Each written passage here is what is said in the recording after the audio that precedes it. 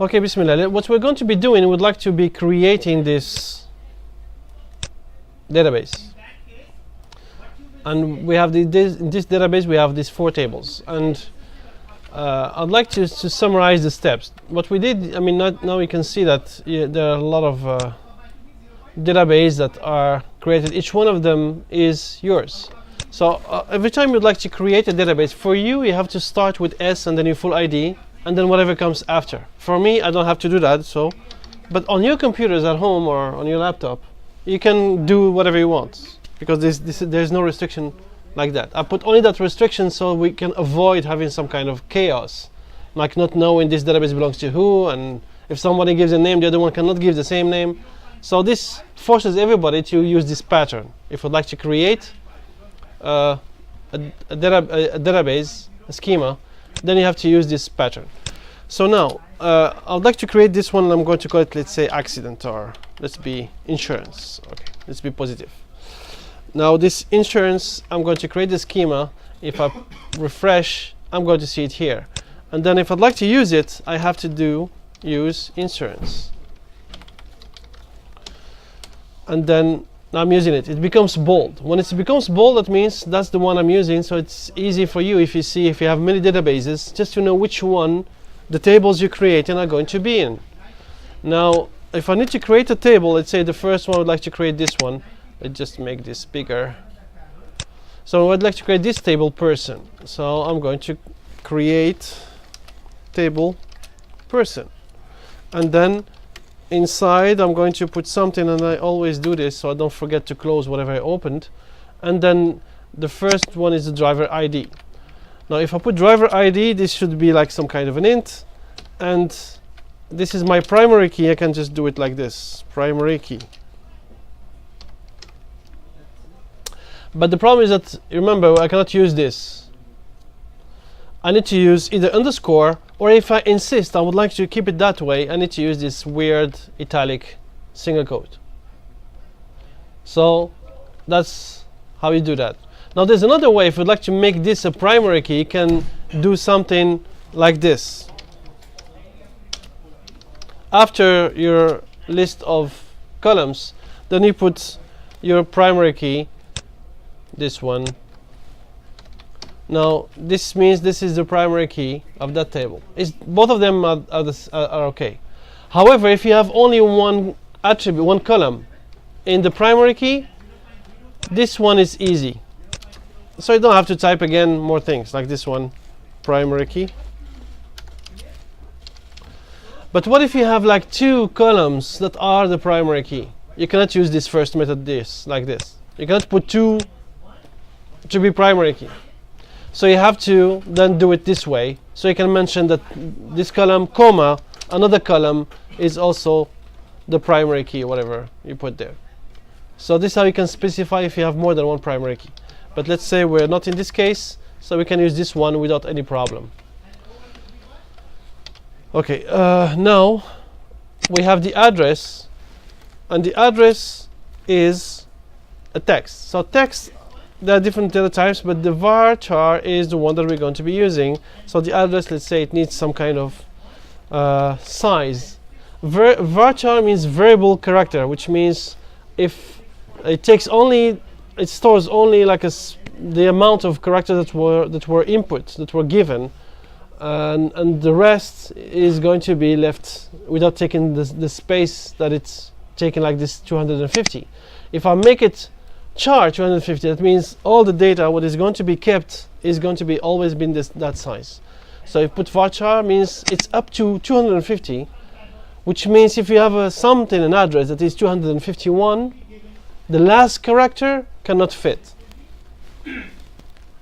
So it will keep only the 250. Okay, what's the maximum number that I can put here? Can I put like 3,500, something like this? No, it's 255, that's the max you can put here. If you want something more, then you need another data type, and we'll talk about that later. There's other data types for longer texts. But let's say that this is something like this, or maybe 150 is enough, whatever. So you have to analyze. You don't come with these numbers like randomly, like I'm doing right now. It depends on the type of data you're going to be putting it. So, but for now we don't have such information, so we just put whatever we think it makes sense. But later on, I mean, before we reach this, normally in a normal situation, you should have a clear idea about how long the data you need to be put in it. For example, if you put addresses here, they may not be as long as addresses in another country, for example. So they have maybe more details, more let's say for the US. Now they have like state and then postal code, and we don't use much of that information anyways. So maybe some companies here might not be interested in all this complete thing. They are interested into maybe just the street number or whatever, and then the name of the street and the city, and that's it. So it depends. So you have to analyze to get this number right. Now the last one is the name, and similarly the name is varchar, but it should not be like this long. Maybe 50 is enough.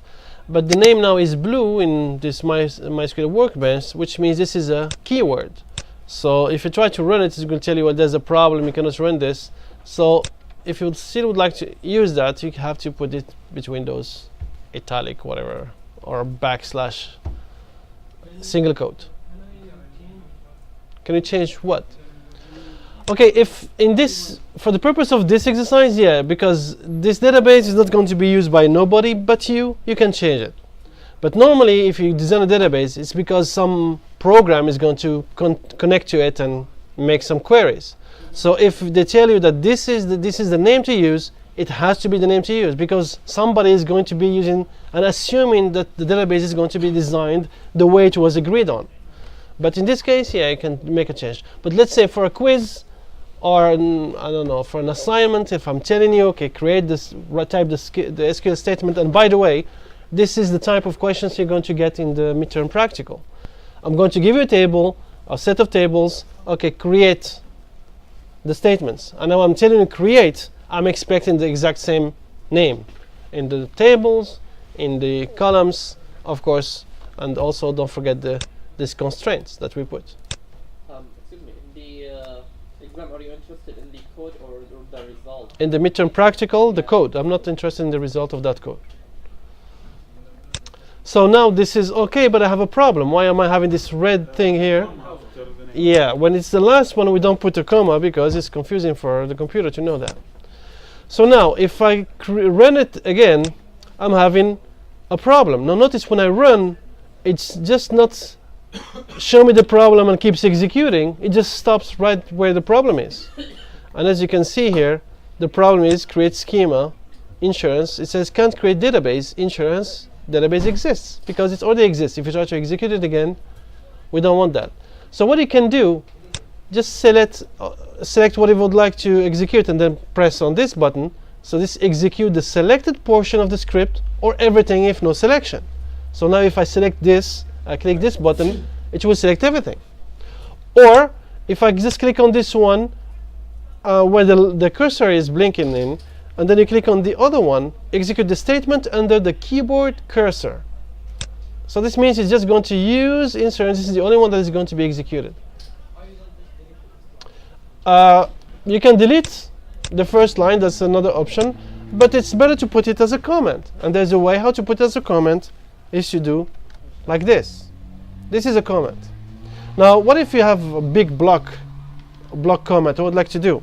It's like the block in Java or whatever programming language that you're used to. It works. It's a block comment the same way we expect it to be working.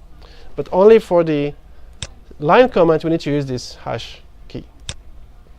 Now I'm going to select this. What if I execute use again? Is it a problem if I'm using and I'm using it again?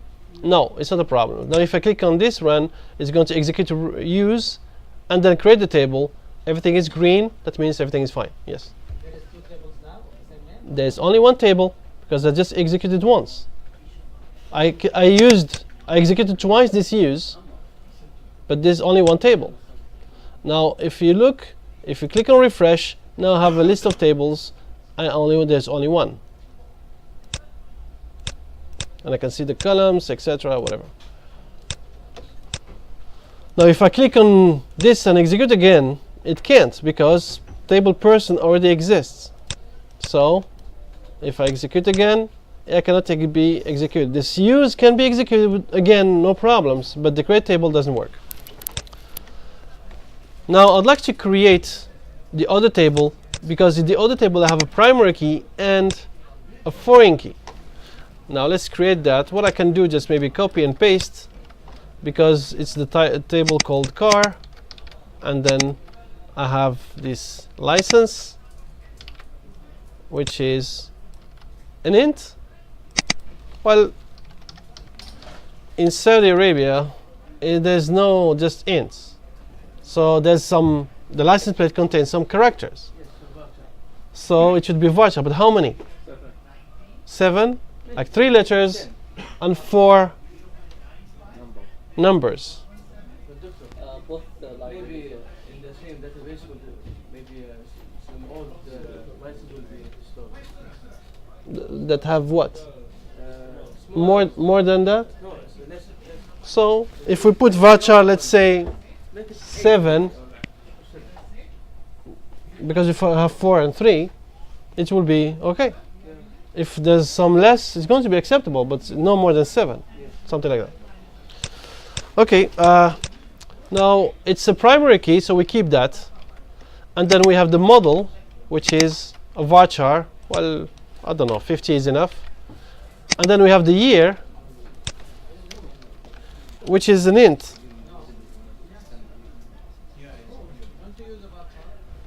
Why? A year for varchar? It's a number. Now there's something I can put, because this is, again, you can see that this is same as the name, so I have to put it like this. But then, yes. The backslash? But no, the year is just the number. Now you're confusing year with date. Now date has like the day, the month, the year. But then we're just talking about only the year. But if it was like what you're thinking about, the date, there's a data type called date. There's another one with date and time. So if you want to have it like that, then we could use date. But that's not what we're looking for. We just were looking for an int. Now, for example, this int, I can put a condition that I only have for numbers, for digits in that int. So I can do something like this. I can also put some kind of, okay, just don't put something like this, but then, well, it makes sense to put 4. And then I can put some kind of condition if I want to. Let's say, for example, my year is only, I think if I check less than, I have to, less than, let's say 3,000.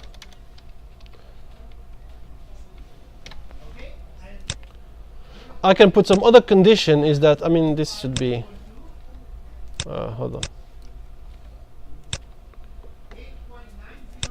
And I can put also maybe greater than 1,000. And the year, so something like this. So this means that if you try to insert some value and it doesn't respect this condition, this value, this whole insert, is not going to work. So every time you try to change this year and put something that doesn't respect this condition, it's not going to work. Yes?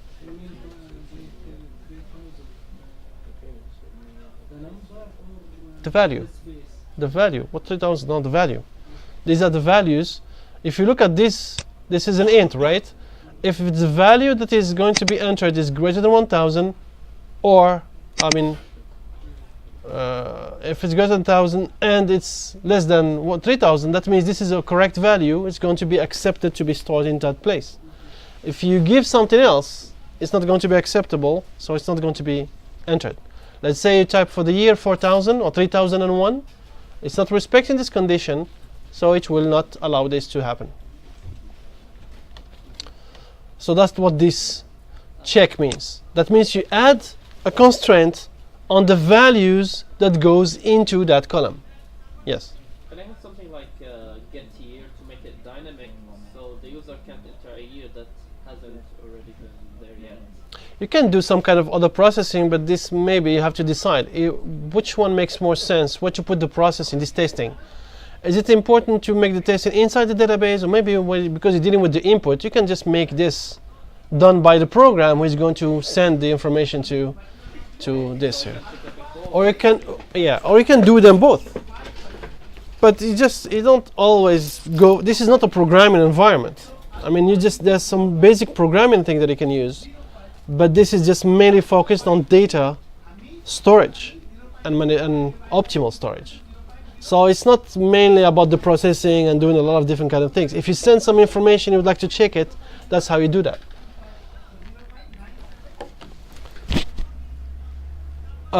Now the last one is this driver ID, which is again this thing. Now it's something that's very important. Now if you put this driver ID as an int and you want this to be a foreign key, it's mandatory that it should have exactly the same data type with the same size.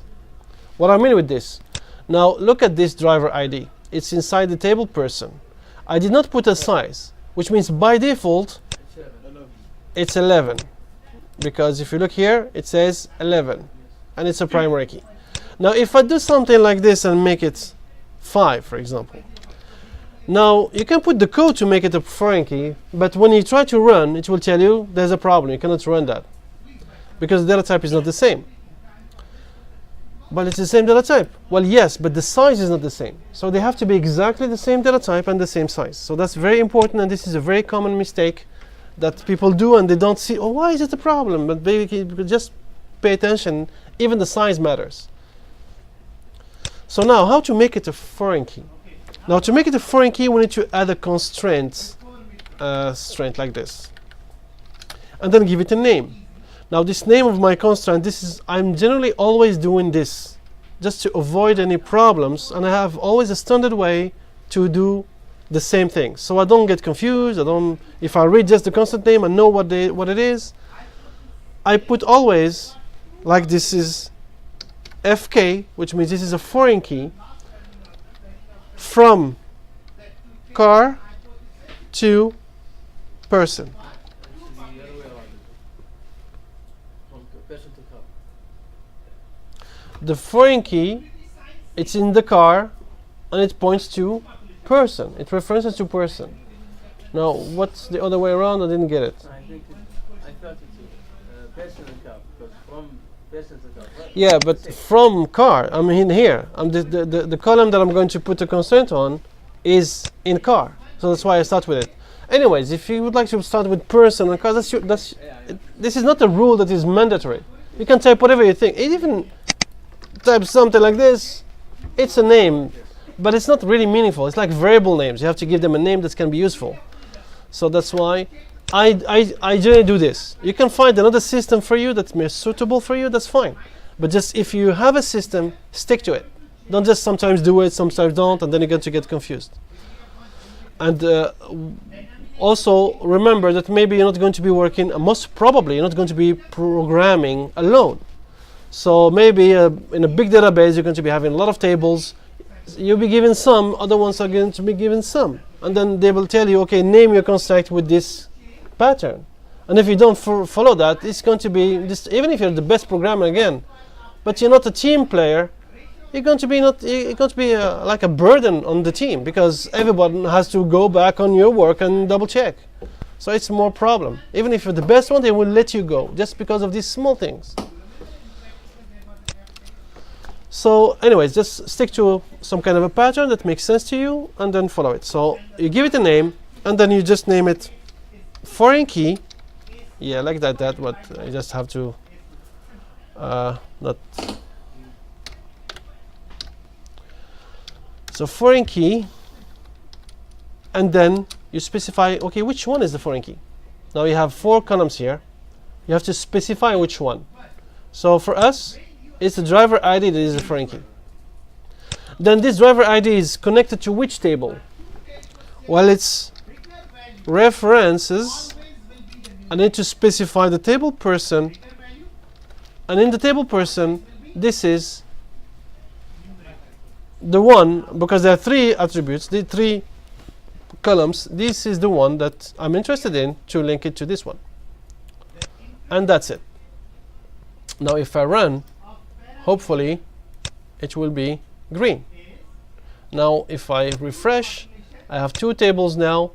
Car is there, and the foreign key, as you can see, it shows this is the constraint name, and it shows you the target is that driver ID in the person.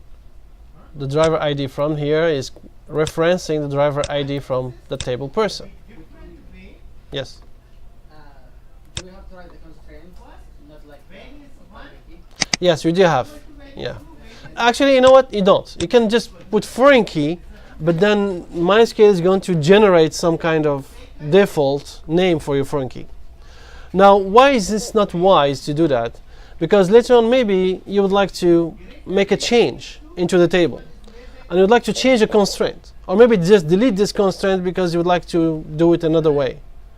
Now, if you don't know the name, it's going to be harder for you to put the code for that, because if you'd like to delete a constraint, there's alter table, there's add constraint, or there's drop constraint, and you have to give it the name. Now, if you don't know the name, if you don't follow that pattern, it's not going to be easy for you to find the name. So you have to do this extra step, try to find what's the name, and then you need to find it. I mean, it's not that complicated, but it's just an extra step that you have to do that you could avoid by just following a simple way how to do things. So that's the thing. Now let's talk about other things. Now, simply, now every time we'd like to add a table, we do this, something like that. If a time we'd like to, sometimes I'd like to make it. Oh, I made a mistake. There's this alter table that is possible. So, but there's a lot of things that I'm not showing up. But the easy one is to destroy. You see, destroying how it takes it's easy. Just destroy it, and that's it. But I'd like to talk about this if exist thing, because even the create table. Now look, if I do some kind of change, there's something that if exists or if not exists. That means now, if you do these kind of things, if you run now the whole code, it's not going to complain that there's a problem because you said this. You're asking that check if the table doesn't exist. If it doesn't exist, create it. If it does, okay, just skip. Move on. So that's why this is what happened. As you can see here, I just got this warning message saying that table person already exists. It's not an error, because if it was an error, I will not go here and execute it again, because it will stop at the first error message. Now it wasn't an error, just a warning telling you, okay, the table exists, so I did not have to execute this line. So if you'd like to drop it, you drop table person, for example. But what if I just execute this thing? Now if you press this shift enter, I think it's or control enter, it's just going to execute the line my cursor is on. So this I'm going to drop table person, and cannot delete or update a parent row. A foreign key constraint fails. Now we have a problem. The foreign key now is in the car. So the car needs the person to work. And you try to delete the person. There's no way you can do that. You cannot do that unless you change the table car and then you drop the constraint that is this foreign key. Now after I drop this foreign key, now if I try to delete, alter table.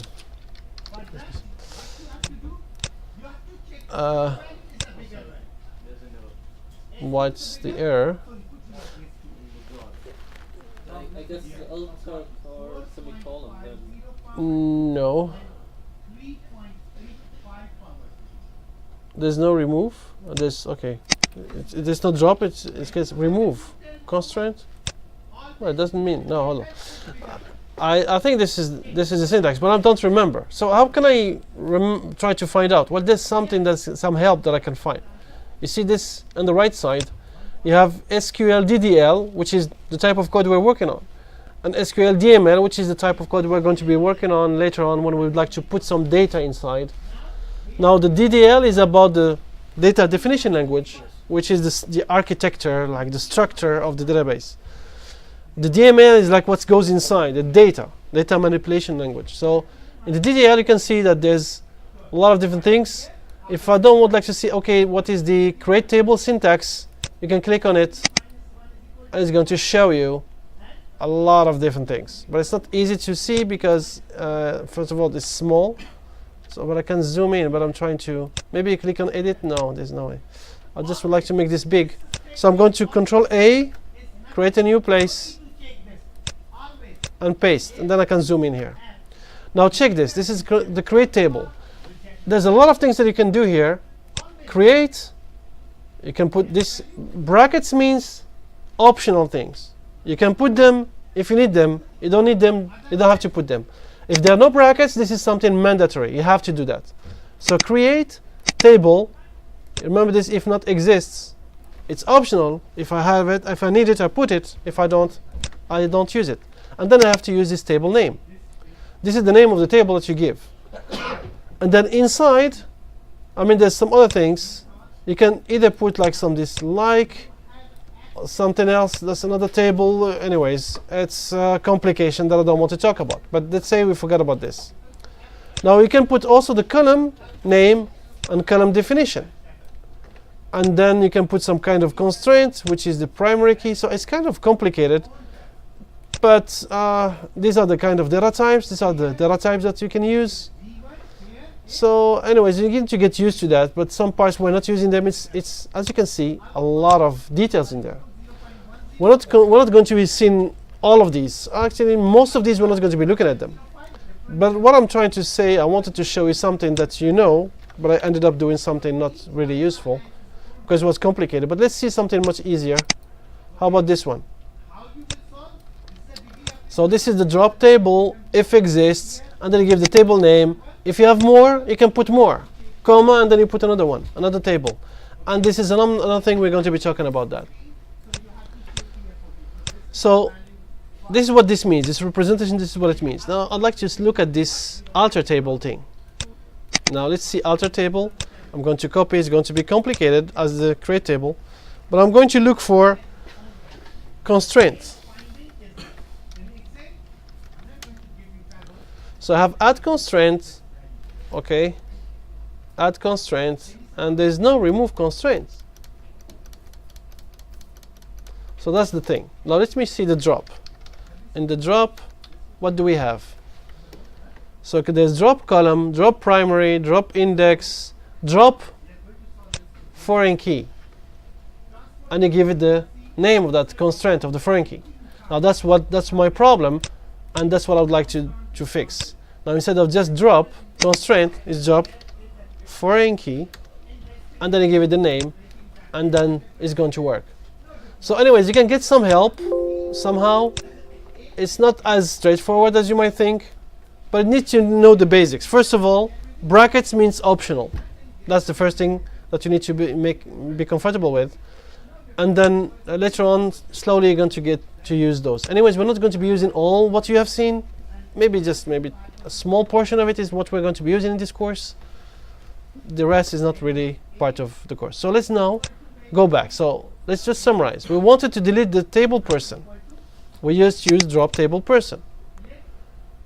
But then what I can do is also use if exists, because if it doesn't exist, it might create also a problem. If I'm trying to delete something that doesn't exist, it's a problem. But let me just go back to that later. Now before I can delete this, if it's in use by another table, I have to remove the relationship first, then I can delete the table. Now for example, if I'm using this, I'm going to only execute this line. I can alter the table to remove the foreign key. Now if I try to delete the table, it's done. If I'd like to delete it again while it doesn't exist, it's an error, unless I do something like that. Just delete it if it exists. So if it doesn't exist, it just shows me some kind of a warning. It doesn't exist. Now, if I'd like to see now this, let me refresh. If I'd like to see the car, you see the foreign key doesn't exist anymore. Now, that's why I was able to delete the table person. There's no person here. And if I'd like to create it again, now I just need to create it again like this. And what if now I'd like to bring back this constraint? Now, because I deleted the constraint, if I'd like to move it again, it's alter table, car, and add, I think there's no add foreign key, there's add constraint. And you do this thing. Add constraint and all the rest, which is the foreign key as well. Because if you remember here, in the alter table, in the add, there's no add foreign key. As you can see, there's add whatever, there's no add foreign key. But there's add constraint. There's foreign key, you're right. I can use this to add the foreign key, but again, it's the same thing. I can add the foreign key without specifying the name of the constraint, like this. What I told you that you can do, also with the in the table, you can just remove this constraint and put something like this, but then the name is going to be given automatically. And you know what? Let's try that. I'd like to try that. So if I run this thing, now if I refresh, I'm going to see the foreign key, but look at what's the name of that foreign key. This is the extra step that I need to know. Okay, what's the name of that foreign key? Is this IDBFK1. And you know, that's not as easy as when you know the foreign key. If I'd like to delete it again, now I need to just do this car IBFK1.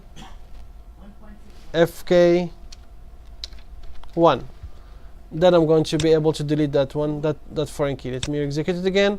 Now refresh, foreign key is gone. Because I don't want to have it like this, but I'd like to have it and give it the name that I can control, because it will make it easier for me to delete if I want to.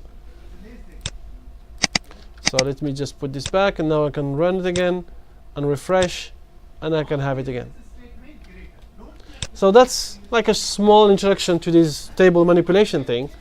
I'm going just to keep these in comments, and I will attach them there on the website.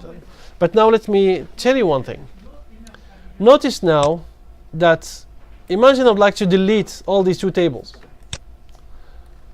I would like to delete everything. There's one way. I can just drop the schema that I called insurance.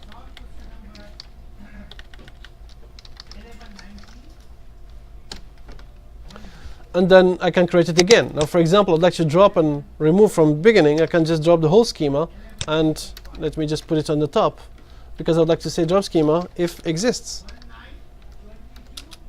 Oh. And then this is going to create schema if not exists. So I can just put some conditions again. So if I run them again, it will not create a problem. Like for example, if I create, there's all the schema insurance, but if I run this with if not exist, it's not going to be a problem because I have put something. And then I'm going to use it. I can drop if it exists, so I put the code. So if I'd like to drop a table on loan, I can just do it. But if I drop everything, I can do it as well, and I can select what I would like to be executing. So now, for example, I just would like to drop, create, and then create the table person, create the table car. Now, what if I'd like to not drop the whole schema? I'd like to drop some tables, all the tables, without dropping the schema. There's an order for dropping them, because I cannot drop this unless this one is dropped. Why? Because the car uses person. So if I'd like to drop them, I need to drop the car first. Now I just drop the car, then I can drop the person. And if I run everything, this is going to just drop the schema, add the schema, and where is it? Drop the schema, adds it, use it, and then adds the two tables. If I'd like to drop in the wrong order, I'd like the person, I cannot do it because a foreign key constraint fails. So there's an order now when you have a table like this, like let's see, I'm talking about this one. Now there's an order for entering your tables. You cannot start with this one, for example, because this one needs the table person, the table car, and the table accident.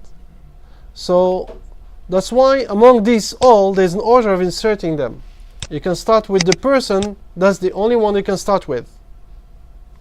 Or you can start also with the accident. But the person is the one that is going to be used by car. So before car, you should be person. And then before participated, you should have all these three. So there's a sequence that you can have. You can create, for example, accident, then person, then car, then participated. Or person, accident, car, and then participated. But you cannot do in another type of order. Except car, car, and then accident. Yeah, person, car, accident, and then participate in this one. But the car should be before this one, and the person should be before this car. An accident should be before. And the rest, the accident is just before this participate. Yeah, and then you can put different kind of combinations. The participated, how will it be? Because 3 foreign keys as one primary key. So you have to put the foreign key and then the primary When key. you add the foreign key, can you make them all in one line or? No, each line for each foreign key. Ah. So now what I'd like you to do is to do that, inshallah. But I'm just noticing the time, so we don't have a lot of time left. Let me just show you this. Participated, how it should be. I'm not going to be run it, but just would like to type the code for this participated, because it will be having a lot of code. So now you have too much. Can I have your attention, please? Yeah, because I'm just noticing that there's no more time left, and I would like to just, for the few minutes, show you the code for creating participated. Of course, I need to have accident, but I'm not going to be running this because I don't want to spend time to create the accident. I just would like to have this participated. So let's do that. So create table, and we call it participated. And what's inside is we just put the column names the way they are in the other tables. So we have, this is an int. I'm going to put it as an int. And then we have license, which is here. And I'm going to do it exactly the same again. And then we have the other one, the accident report number, which should be a number, right? An int, let's say. So I'm going to put this between these because of the dash. I'm going to make it int. I'm assuming that this is the data type. And then I have the damage amount. And this damage amount, it should be a double.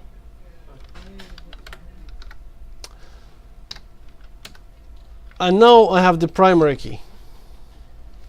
I forgot to put the... Now the primary key. Which one is my primary key? I mean, there are which ones actually. They are my primary key because they are all of these ones. This first, this driver ID, the license, and then the, not the amount, but the report number, all of them are the primary keys. And then what about the foreign keys? Well, I'm going to have in 3 of them foreign keys, so I have three foreign keys. So now the first one is from, you know what, all of them are going to be car from, let's just, well, I'm going to keep sticking to the same thing. So this is car from person, so participated from person, then participated to car, and then we don't need, and then from participated again, oops, to accident. Now I don't need to get confused because now you can see copying and pasting. If you don't pay attention, you get confused. And I'm just going to use this car. This is accident. And then in the accident we have the report number. So that's the report number. This is the license because the car is points to the license, and the driver ID. Now this is the table participated. The driver ID, the license, the report number, the damage amount. And then the primary key is the first three, and damage amount is not part of the primary key. And we have 3 foreign keys. That's why we have 3 constraints. But you see, I forgot to update this. So this is a problem. If I try to do something like this, it's not going to work for these two. So I have to fix that. So the foreign key here is also called license. If you use a different name, you have just to put this here, the name that is here in this table, and to the name that is in the other table. It doesn't have to be the same name. You can change the name if you want. It's much easier though if you use the same name. So you can, but sometimes not possible. Like you remember the recursive relationship. You can't use the same name because it's already used within the same table. So that's it, and I would like to stop here if you don't have any questions. I'll put the file actually on the Blackboard, so you can just use it. I'm going to call it week 6 exercise 1. So we're going to be doing more of these on next class, inshallah, so we can practice more of those, and then